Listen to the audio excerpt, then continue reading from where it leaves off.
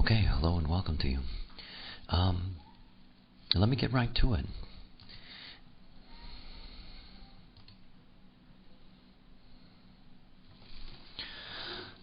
Human design.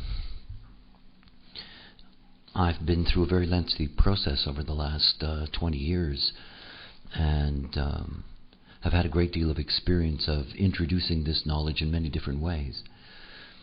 One of the things to recognize first to begin with is that human design is the science of differentiation. Differentiation. In other words, it is about being able to find mechanically what makes an individual, a person, unique. And more than simply understanding what is the nature of that uniqueness, in other words, what is the dominant imprint in them genetically, but also an understanding of how they can operate out of what is that imprint. In other words, to be able to operate as themselves. It is something to really grasp about the nature of the world that we live in, because we live in a world that is fundamentally dualistic in all ways. It is always a this and a that. And everything that you can discover about human design is based on understanding that this and that, these differences, and the way in which they impact on us. In terms of human design, there's a basic thing to recognize. Everything about life, everything about one's success in life, is actually rooted in one thing and one thing only. That is, it's rooted in decision-making. Decision-making. Life, being dualistic, being a binary, life always has a this and that to it, this way or that way at the fork in the road. Everything about where you are in your life now is the construct that's been built on many, many, many decisions that you've made. The essence of this knowledge is to understand how to make decisions as yourself, and to realize that the way in which you have been making decisions throughout your life has been deeply conditioned, and in fact has moved you further and further away from the possibility of realizing what your actual potential is. Human design is about decision making. Look at the example that's here, this body graph. And the first thing that you notice about a body graph is that, you have centers that are colored in, and you have centers that are not colored in. This is one of those basic this and that's of the graph. And when you're looking at what's colored in, what you're looking at is the byproduct of a connection being made between two centers. It's called a definition. And this definition actually creates circuits. In other words, it links up various aspects within the body graph. And this theme of definition is something very essential to understand, because it is one of the basic mechanical things that we are offered in this knowledge, is that when you're looking at this definition, what you're looking at is something that is fundamentally reliable. I mean, reliable in a way that you need to grasp truly deeply. It is these definitions that are always, always functioning. This is you. This is the essence of what you're here to live out. And it's there all the time. And it's always consistent. Moment by moment, week by week, month by month, year by year, until the end. And yet at the same time, we have a counterpoint to what is colored in, what is fixed, what is defined, what is reliable. The counterpoint is what's open. Now, when you're looking at these centers that are colored in white, when you're looking at these centers in your own design, please understand something. They're not empty, they're not broken, and they do not need to be fixed. But what they really represent, in the simplest of language, is that where your definition is your nature, your openness is where you are nurtured. Those, basic dualistic expression, nature and nurture. Within the context of human design, nurture is seen as conditioning. These open centers, these centers that are white, they are receptors. They are receptors to anything that can hook them up. And we come to a dilemma. We come to a very deep dilemma. It is a dilemma in a sense that cannot be escaped. You see, we are a bioform. And as a bioform, we have certain imperatives. They are, they are deeply, deeply, deeply ground into the nature of what we are. We have the imperative that drives us to survive, to reproduce, and to stay alive long enough. And everything about that imperative is rooted in a reproduction. In other words, it's rooted in the nature of the gene pool itself. What we know is that genetics is not in favor of sameness. It isn't. We are not attracted to sameness. And we are not attracted to sameness because genetically it is suicidal. In other words, if you keep on reproducing children with your close relatives, you know the result, which is why this is taboo in every society on the planet. And it is not taboo for any moral reason. It is that the byproduct of that is going to bring dysfunction to the gene pool. So we are automatically attracted to what is different. In other words, we are automatically attracted to what we are not. So we have these parts of us that are fixed and reliable, that truly we can trust, but we're not interested in them.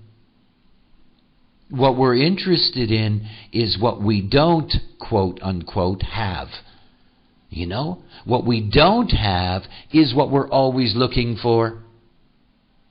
And so we end up in a situation in which having what we don't have becomes who we are.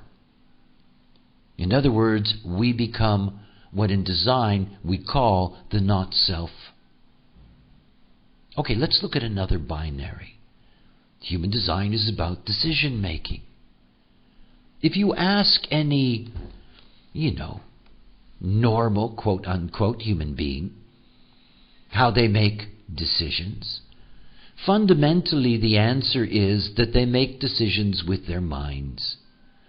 This is one of the great dilemmas. This is the source of true pain in this life. And this decision-making with the mind, how does this decision-making work? First of all, you have to see something about human design, because it isn't just a binary in the way in which it relates to the world around it. It is constructed on a fundamental binary of two calculations. There is nothing else like that. And these two calculations represent two very different kinds of data.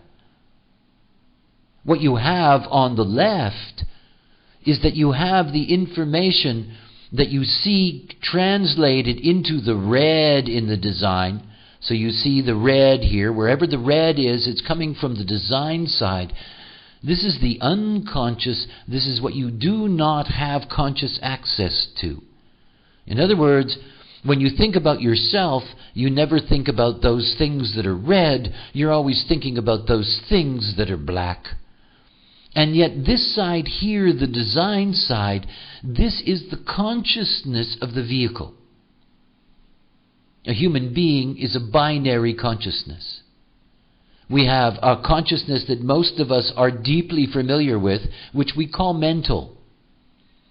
But it's also obvious to anyone who pays any attention, at least for a moment, to the complexities of their own vehicle. In other words, what is managing keeping you alive?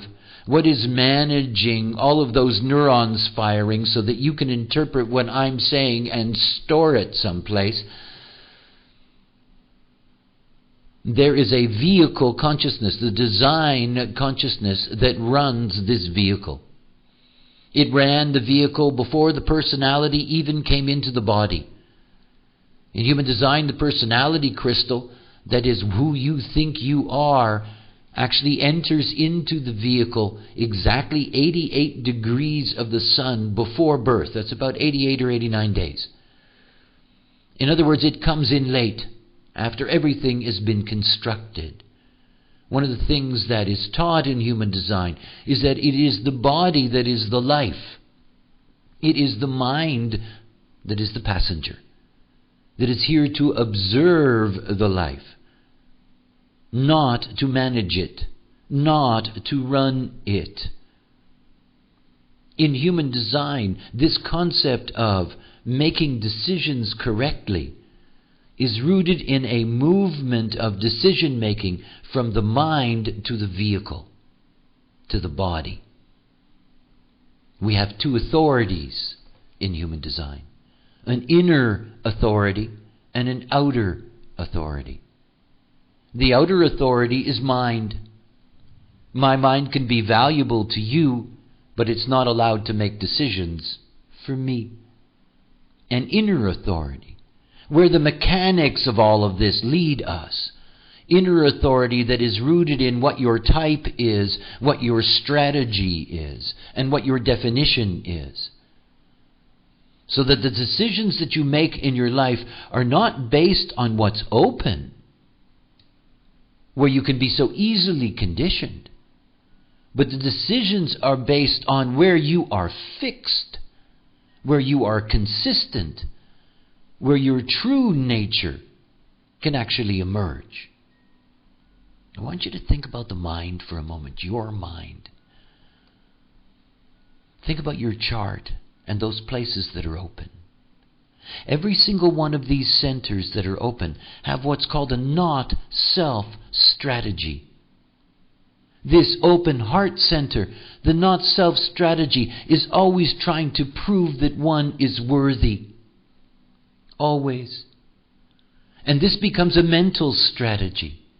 It becomes the conditions for making decisions. I'll say yes to this because maybe it'll make me worthy in the eyes of others. I'll take on the burden of, working like a slave for somebody just so they'll think I'm worthy. It has nothing to do with who they are. It has nothing to do with their definition. Has nothing to do with managing their life correctly. It is simply based on the genetics driving us towards what we are not, and we fall for it. Become victims of it. And are filled with fear. Here's somebody that has an open splenic center, the body's immune system, the feel-good system, the laundry. And it's open. So this is somebody that holds on to things that aren't good for them.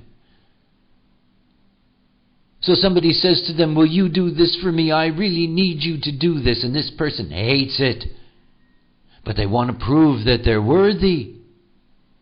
And they hold on to things that aren't good for them. So they slave and slave and slave and slave until they collapse. And all of this becomes the strategy of the mind.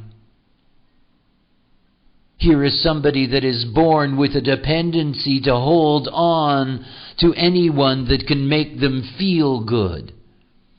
And I don't mean feel good in the way their personality interprets it. I mean feel good in the sense of somebody hooking up their spleen. Somebody that comes with a gate over here and forms a definition. Or somebody that comes from here. Or somebody that comes from here. Or here. Or here. You see, we're all susceptible to this deep conditioning that comes from the outside. Every single one of these gates, they're called hanging gates. They just sit there out of the center, dangling, always looking to the other side, always dreaming that they could be the thing that they are not. Take this channel. This is called the channel of talent. And at one end, within the spleen and awareness center, we have the 48th gate that is the gate of the well. You can see, by the way, that it's coated in black. And if you go over to the personality side over here, you'll see it right there, 48th gate. And this 48th gate is the gate of depth. Of depth. It is the potential depth necessary for talent. But it doesn't have the other end. And the other end is the 16th gate, and it's the gate of skills. Skills. So what do you think this person wants more than anything else in their life? They want skills. They're not interested in their own depth. They're not even sure they have it. But they dream of having skills.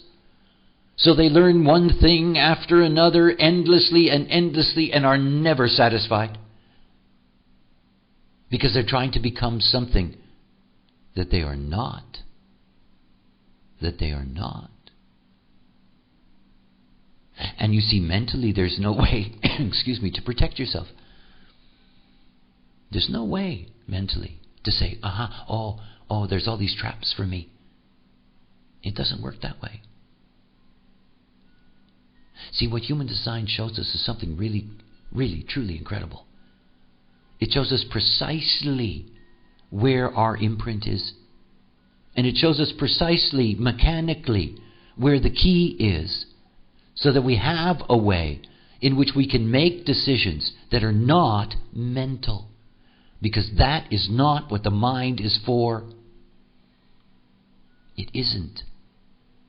This is the great illusion. And it's not about no mind. Don't be fooled. Mind is a beautiful thing. And it is truly of value to the other. And it's only of value to the other when it's no longer burdened with you constantly using it to try to make decisions. And those decisions are all being guided by your not self. These themes, these fears, these conditions that have nothing to do with you.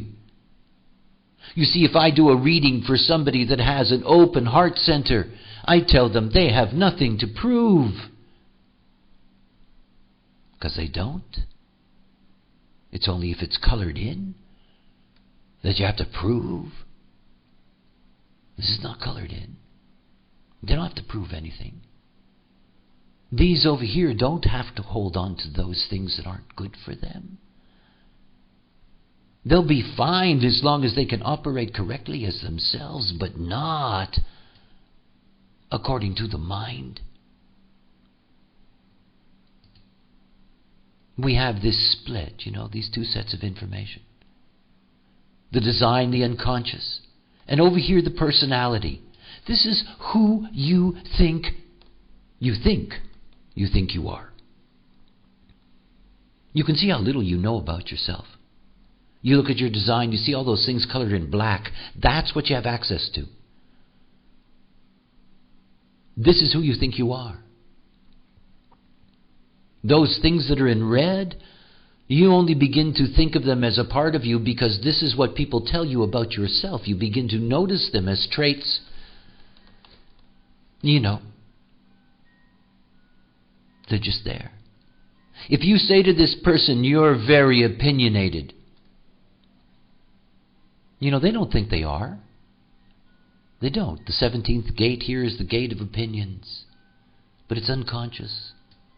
And the 62nd gate is the gate of details at the other end. The voice in the throat center that expresses an opinion with detail. It's called the channel of organization. And you can see, very important for this person, it's their sun. And they think of themselves as a fact person. They don't think of themselves as an opinionated person. They only begin to see that as themselves because people keep telling them, boy, you're opinionated. But they don't have conscious access to it. You only have access to what's colored in the black.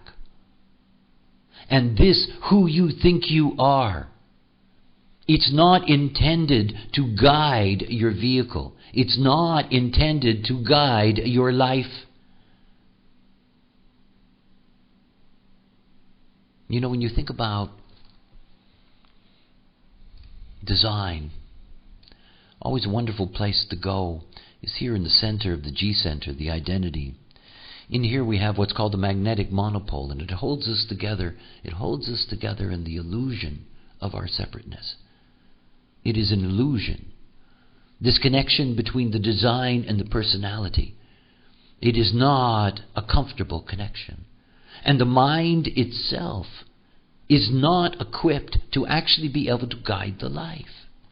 And in the earliest introductions to human design, one of the analogies that I used, and one that remains so deeply important, is that, here in the head center is the personality crystal, and here in the ajna center is the design crystal, and here in the G center is the monopole. And when you think about these things, the fundamental relationship between the design and the monopole, the builder of the body, that in this context, the design is the vehicle and the magnetic monopole is the driver. Now it's something to, think about. We're objects moving in space. It is one of the fundamental things of physics. And in these objects moving in space, we all have, in fact, a trajectory. That trajectory, in essence, this very movement, is what we call life. And within the context of the mechanics of the body graph, it is this relationship between the monopole and the design that is the engine and the force of the life. It is the life. You see, the mind is not the life. The mind, stuck out here at the top of the graph, outside of the body in a sense, this mind is a passenger. We are a passenger consciousness. We are a passenger consciousness in a vehicle.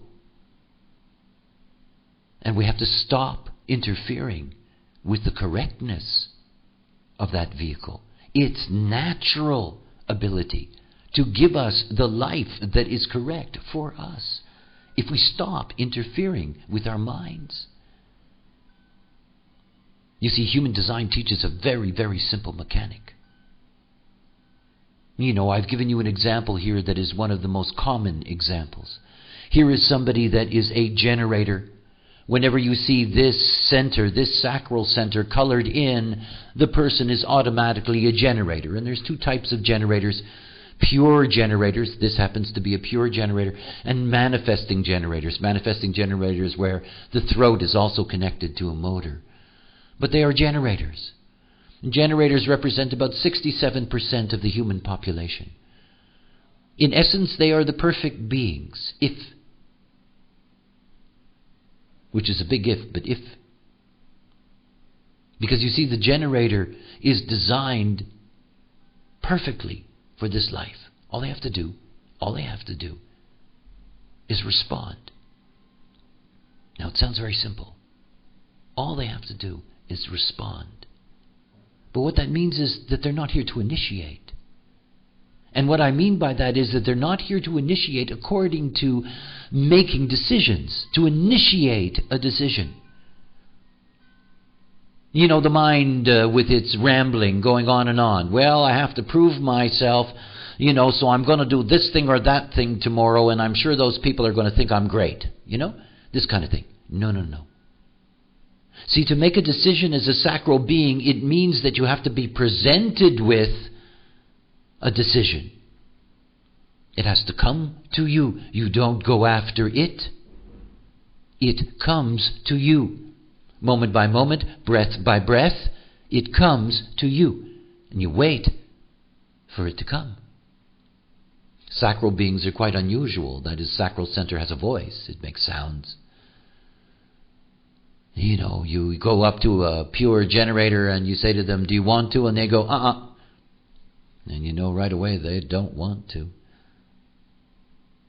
But you see, the moment that the generator is listening to their response, the moment that the generator is waiting for the potential of a decision to come to them so that they can respond, that's the moment that they are making decisions that are going to enhance the quality of their life and are slowly going to open up the doorway to transforming their mind.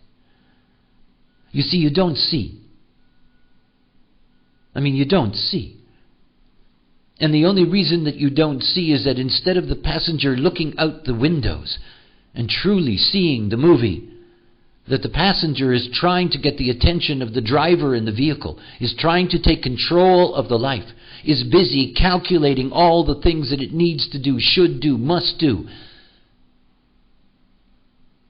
And you see, when your mind is busy with all of that mundane, banal stuff, all that decision-making, agenda thinking,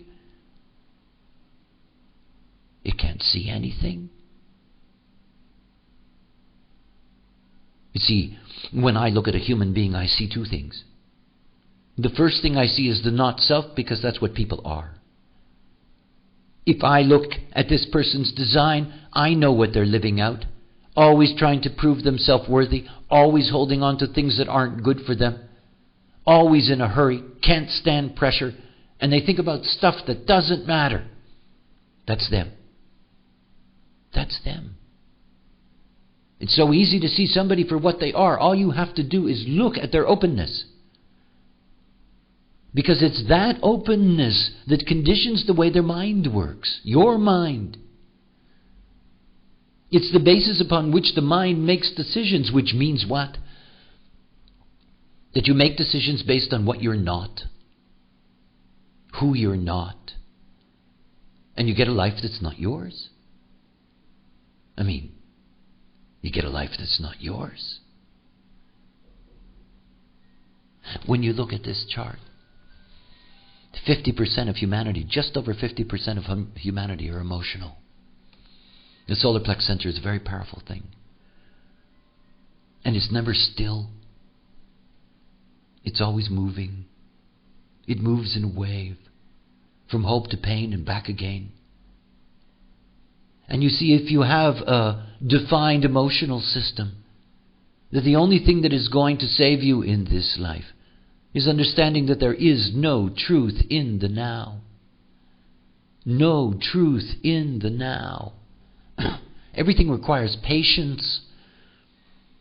It all requires time. Because time is the most powerful thing in an emotional being's life. No truth in the now. And it means for 50% of humanity that the way to make a decision is over time, not in the moment. Every emotional being knows the disaster of making a decision on their emotional wave. You see, this is somebody who is an emotional generator. And that means when you come up to that person and you say, I love you, I want you, and their generative response is, yeah, that would be great, they cannot jump in that moment because they're emotional generators. They're going to sample. They'll have to see them again another day and another day. And slowly, through their feelings, over time, they will get the clarity that they need. But if the mind was handling that, it would all be about what they're not what they are. And all the beauty of what they are would immediately be lost. You see, as long as you're making decisions with your mind, you're never going to be free.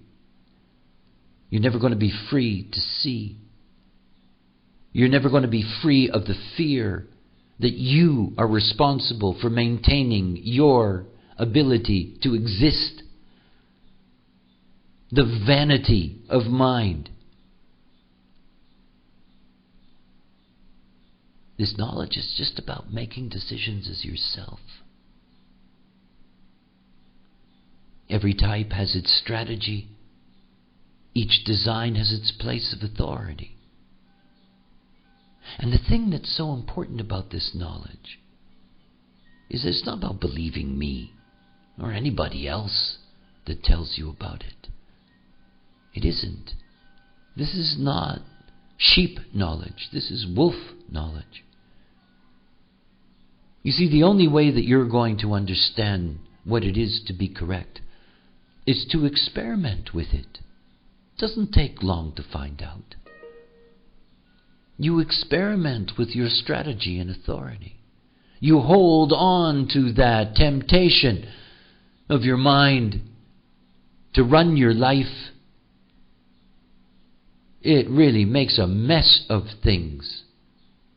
And it doesn't really know. It can't. But there is a place within everyone that will give you, with absolute clarity, your truth in that moment. Because it's you. It's not coming out of your openness. It's not coming out of the conditioning of the other. It's not all those fears that you've been baited with since you came into the world. When I look at somebody's chart, I don't think of adults. I look at them as if they were a baby. And then I understand what happened to them. You think about this baby with its open splenic center. You know? This baby comes into the world and it's afraid. This is the immune system.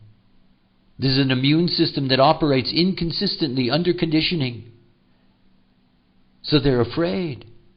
They don't have this real comfort being here on this plane. And let's say that their mother defines this. Let's say that their mother brings the 16 or whatever it is, the 27, and makes a definition and colors all this in. This child becomes totally dependent on that being. Will shriek in horror when the aura is broken and it loses the security that its mother can give it. And then you see that person for the rest of their life. You don't have to see them as a baby anymore. You have to see that they'll hold on to things that are so bad for them. The battered wife, and you say to the battered wife, well, why don't you just leave the son of a bitch? And she says, no, but he's not that bad. Undefined spleen. You see, we are deeply, deeply, deeply conditioned through these open centers, and they drive your mind. They drive the way you think. They drive the way in which you look at the world. So you don't see the world according to how you are intended to see it. And you don't live in the world the way in which you are equipped to live successfully.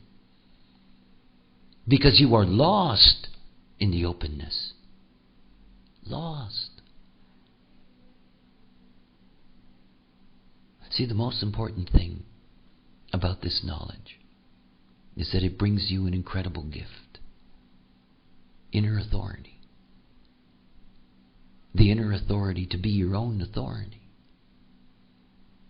You spend your whole life bowing down to the authority of so many things that have no right to be your authority. No right. Human design is about differentiation. It is about the potential of uniqueness. We are each here to manifest our uniqueness in this life. Not to be homogenized into the same lump with the same problems and the same diseases and the same thoughts.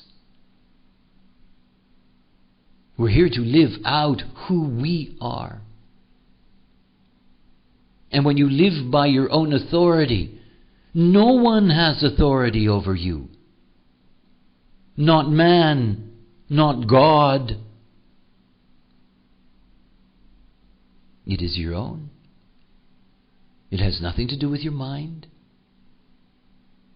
It is to understand that we are a form principle, living in a form plane, this material plane.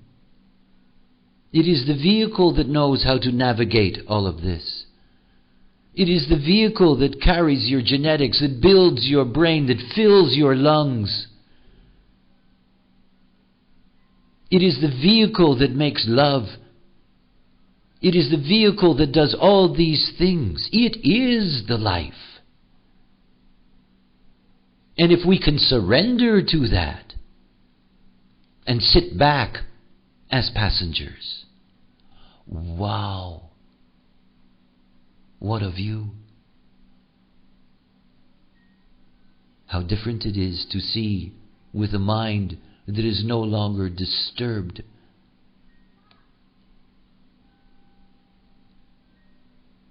Strategy and authority. This is what human design is all about. It is a deeply complex knowledge.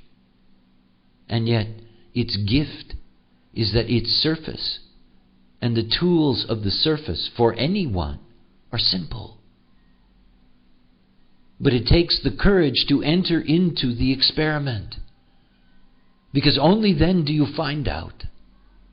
Only then can you see for yourself and begin the journey of shedding the not-self in your life. 7 years. It takes 7 years. It takes 7 years to change the cells in the body. It's a 7-year cellular cycle. It's a process.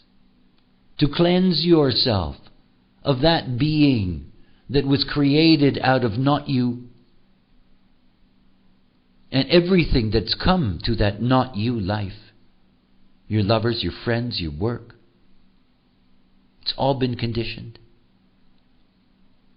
All of it.